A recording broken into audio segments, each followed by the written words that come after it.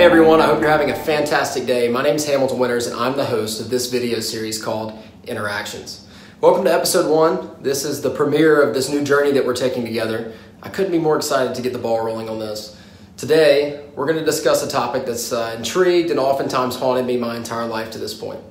I've noticed that for me, this topic has created a sense of wonderment, excitement, confusion, stress, anxiety, and eventual discomfort the longer that I would sit and think about it. The topic that we're tackling today is chance. Oftentimes we refer to it as coincidence. This won't be the last video that we do on this topic, but it will be the first. It's a hotly debated topic, and for good reason. Just the term coincidence has the power to make some defensive. I ask you to enter into this message with a clear head, keeping your passion, your emotions in check. Allow yourself to play both sides and to come to your own conclusion on the topic. I hope that today's message will help you to have a deeper understanding of coincidences, to relieve as much stress from you as it did for me, and to leave you with a sense of hopeful optimism with the life that you're living. You know, throughout my life, I've had some insane experiences. If I could sit down for a whole week, I could tell you stories, true stories that you wouldn't even believe. Things that before now, I couldn't explain. Things that before recently I viewed as coincidences. I began to realize that in order for me to consider and to actually believe that these things that were happening to me were simply coincidence, I must also accept the numbers that were associated with these events, the odds. I'll explain. With each coincidence, there are odds that come attached. Some of the stories I could tell you might score odds of 1,000,000 to 1. Add that to hundreds of my other coincidences that had occurred in my life, and I quickly racked up a number that I'm not nearly smart enough to comprehend. What's the largest number that you can think of? A zillion? I don't even think that's actually a number, but a trillion is, so let's use a trillion.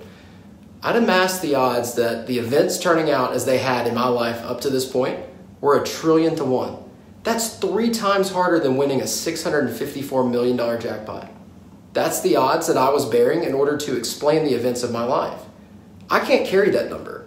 I can't bear that stress, anxiety, or discomfort that it was bringing to me, so I shedded it. I released it. But how? The only way that I'm able to explain the events of my life to this point is to simply make the equation into numbers that even I can comprehend.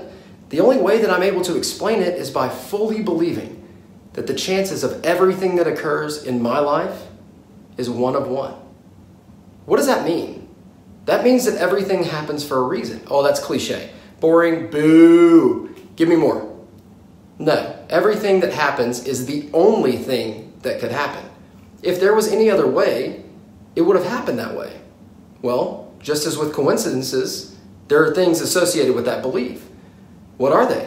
Well, to start, if the chance of everything happening is 1 of 1, then anything that you do is ultimately what you were meant to do. Let's dig in.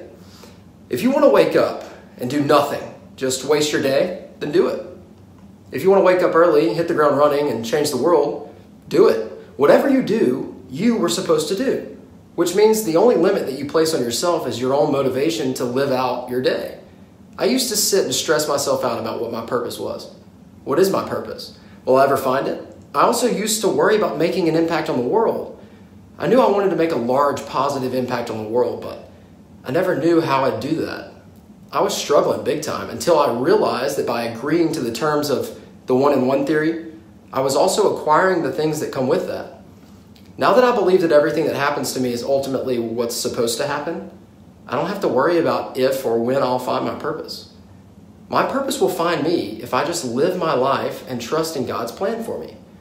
I don't have to worry about making an impact on the world.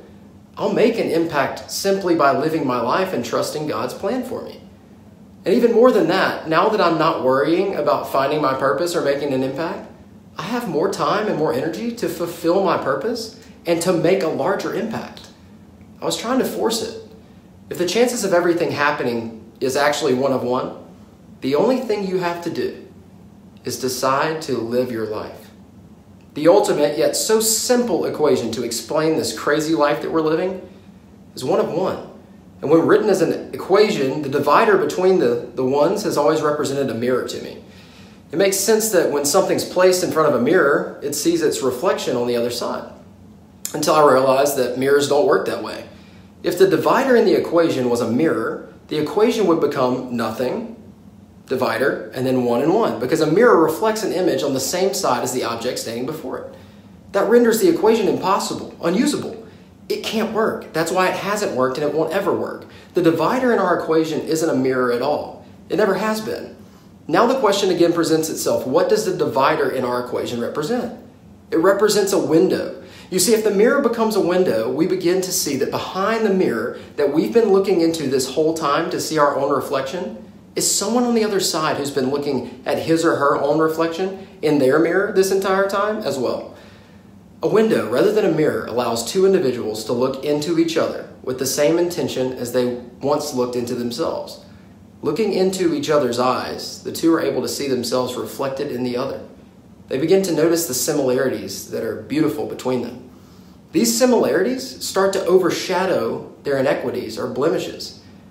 Those inequities and blemishes have plagued both of them their entire lives to this point. We oftentimes find ourselves looking at a mirror, and at first glance, we usually like what we see. However, it doesn't take long for us to begin noticing all the flaws and irregularities that we see in ourselves. The mirror doesn't judge, but we do. And we've actually started doing the same thing to others in our life simply because that's what we've trained our eyes to do. When one begins to focus on seeing themselves in another person, they force their eyes and their heart to see the beauty within that person.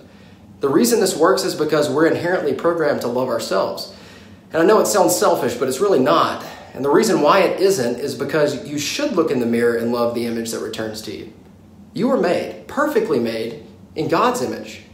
You're the only you that you'll ever be. Focus on being and loving the you that you are. And remember Snow White? Yeah, the Disney movie. Remember the Evil Queen's quote? Mirror, mirror on the wall, who's the fairest one of all? Kind of silly, but we too seem to ask our mirrors who the fairest one of all is in our lives as well. It's a single question that has many answers, and most of those answers aren't the answers that we want to hear. Well, the good news is that today, you have the opportunity to shatter that mirror by simply committing to view others in a different way. If and when you do decide to shatter the mirror and replace it with a window in your own life, you'll begin to notice that everyone that you come into contact with has something to give. A great value that you may or may not have noticed before. If they didn't, they wouldn't be standing in front of you. Now that we believe that the chance of everything happening is 1 of 1, we must also believe that everyone in our path is placed there for a reason. The jury is decided and the verdict is in.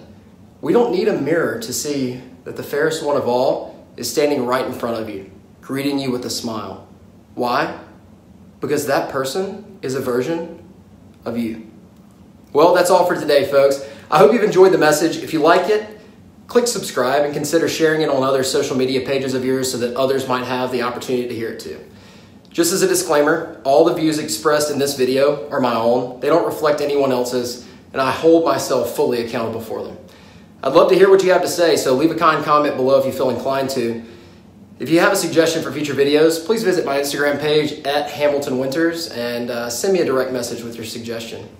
Also, if you would, please consider liking the show on Facebook and following it on Instagram. You can find us at Inneractions, INNER_actions. Thanks for tuning in.